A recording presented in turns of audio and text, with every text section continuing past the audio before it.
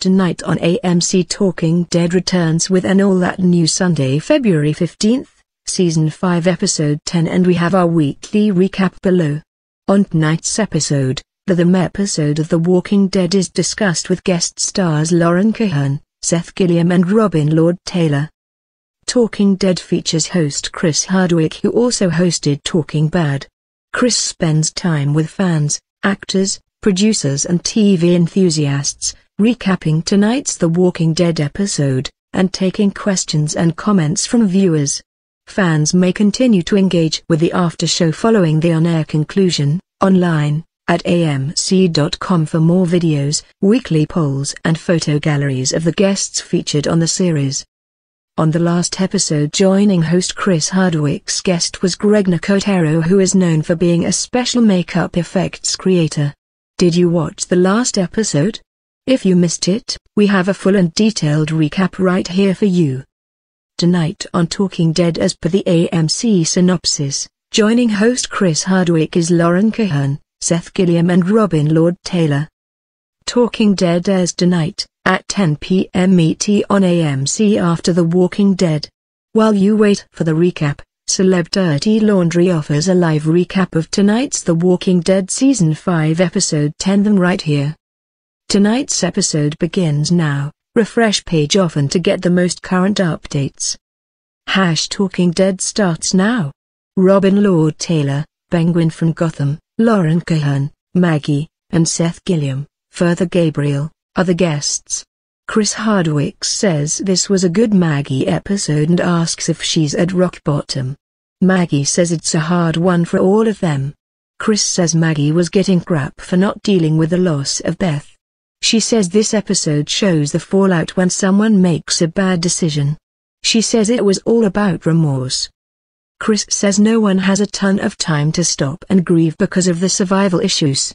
Then he asks Seth if he can talk to Gabriel and asks what's the deal. Seth says, yeah. He says he's in a different place on his journey than the core group. He says there's a lot they haven't seen from him to clarify if he's trustworthy. Chris says he doesn't trust him. Seth says Gabriel is introspective and hasn't really bonded closely enough with anyone to share where he is now. Seth says it's good for Gabriel to be with the group since he's ill-equipped to deal with the world. He says burning the collar is him giving up on divine intervention and it's come down to eating dogs and killing to survive. Chris asks how you keep your faith in a world like that. Gabriel says he's not sure it's possible. Then he goes to Robin and congratulates him on the show. He was also Hippie Sam in the Season 5 premiere and was the long enough to die.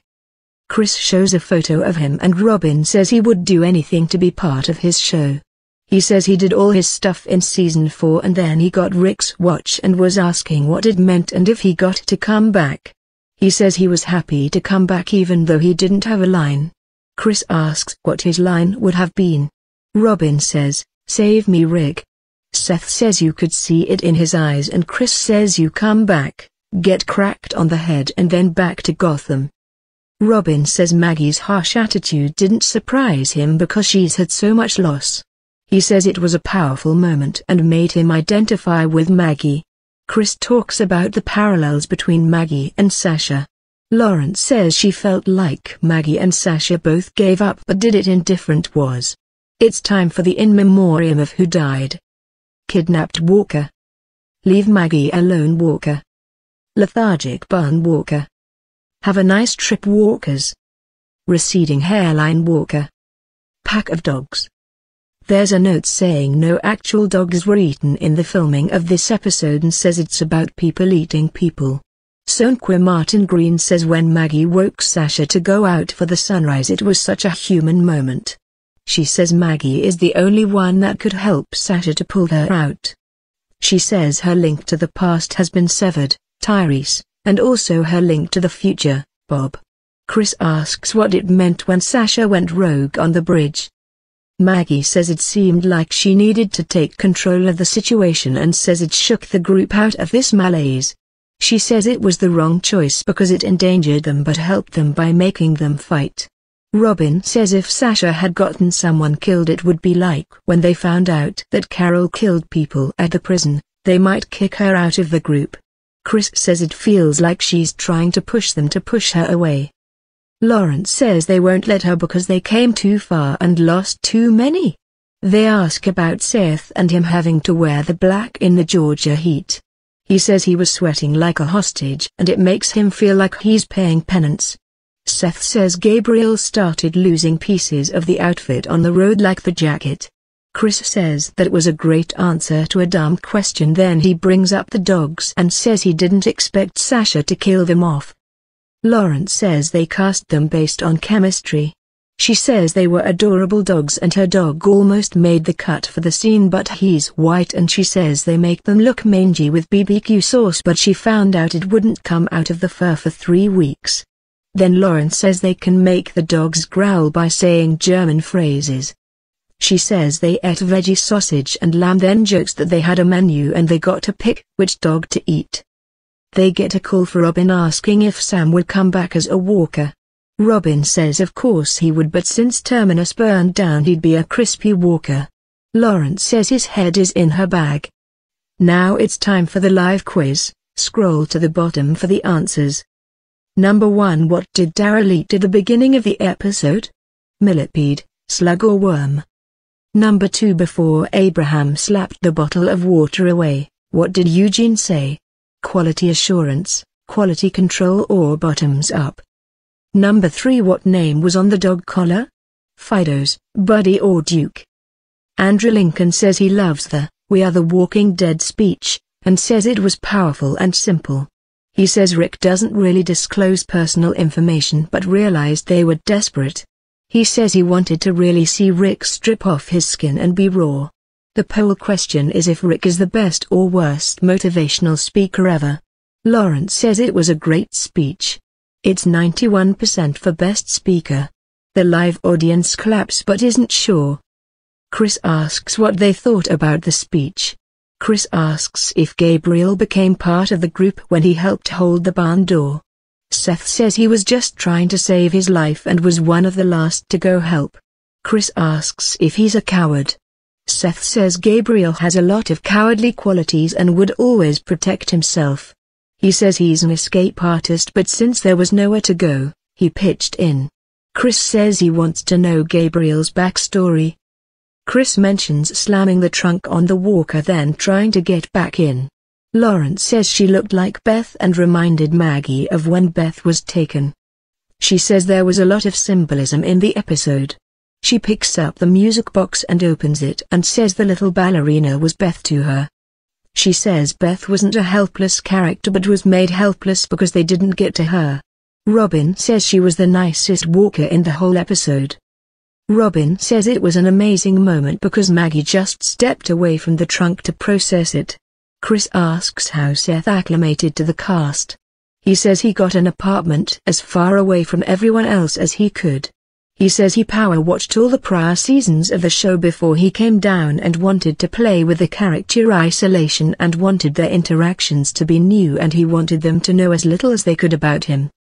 He says then if he lived long enough, he would get to know the actors. Chris asks how that went over with the others. Seth says they asked him to go out but he always made excuses. He says then Andy asked what's going on with where he's staying. Then he says if this works, he has to move into the city. He says Andy gave him the look like Rick does right before he puts a machete into their head and agreed to move. Now it's time for some inside info on this week's episode. Scott Gimple, Daryl, said it will be a tough season while he deals with losing Beth. He says he's ready to attack anything. They has a rain machine ready to go but then the weather gods opened up the sky and it really rained on them. Andy Lincoln says he knew a lot of viewers won't like the meeting dogs and says his mother-in-law hasn't watched since season 1 when his horse got eaten. Chris says Seth just finally joined Twitter and that there was an imposter there before. Someone from the audience comes up and she asks if they'd rather be an adult in the apocalypse or a child since they wouldn't remember the old world. Lawrence says everything is in the place they are for a reason and has a lesson to learn from where you come from. Seth says he'd want to be an adult with some happy memories to draw from. Robin says he'd want to be an adult and Chris says he'd want to be an adult with a giant baby head so people would be scared and leave him alone.